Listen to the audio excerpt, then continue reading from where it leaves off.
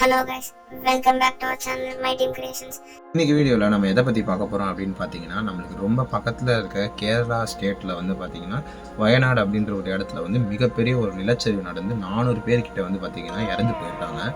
So இதோட பின்னணி என்ன, அப்புறம் இதை பற்றி தான் வந்து இந்த வீடியோ ஃபுல்லாக நம்ம வந்து பார்க்க போகிறோம். வாங்க வீடியோக்குள்ளே போகலாம்.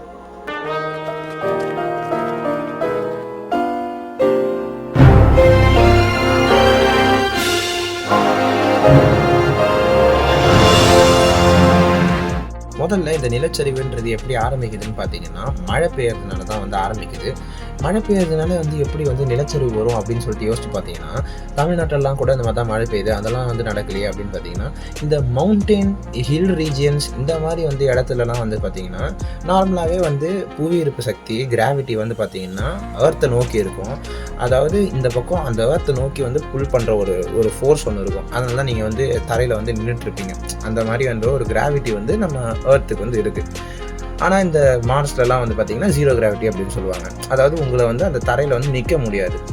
அந்த மாதிரி வந்து இருக்கும்போது இந்த ஹில் ஸ்டேஷனில் மவுண்டெயின்லலாம் வந்து பார்த்திங்கன்னா நம்ம வந்து அந்த ஃபோர்ஸ் வந்து இழுத்துட்டு இருக்கோம். அதாவது இந்த மவுண்டெயின் வந்து கீழே அந்த பூமியை நோக்கி அந்த ஃபோர்ஸ் வந்து இழுக்கும். அப்போ வந்து இந்த ஃபோர்ஸ் இருக்க போது இந்த ஃபோர்ஸை வந்து தாங்குற அளவுக்கு ஒரு சக்தி இருக்கணும். அப்போ தான் வந்து இந்த மாதிரி நிலச்சரிவு வந்து நடக்காது. அந்த சக்தி என்னதுன்னு பார்த்தீங்கன்னா, இந்த மரங்கள் அப்புறம் இந்த சுற்றி இருக்க அந்த மண் வளங்களில் தான் வந்து பார்த்திங்கன்னா இந்த சக்தி இருக்கும். அதாவது அதெல்லாம் என்ன பண்ணோன்னா, காலங்காலமாக வந்து இருக்கிறது. இப்போலாம் அந்த ஃபோட்டோலலாம் கூட பார்த்தீங்கன்னாலே தெரியும், நிறைய மரங்கள் வந்து இருக்கும் இந்த இடத்துல.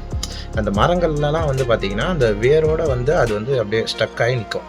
இப்போ இதெல்லாம் தான் வந்து பார்த்திங்கன்னா இதை வந்து ஸ்டாப் பண்ணியிருக்கும். 100 மில்லிமீட்டர் ரெயின் எக்ஸ்பெக்ட் பண்ண இடத்துல 572 மில்லிமீட்டர் இன் ஜஸ்ட் 48 ஹவர்ஸ் வந்து பார்த்திங்கன்னா தொடுது.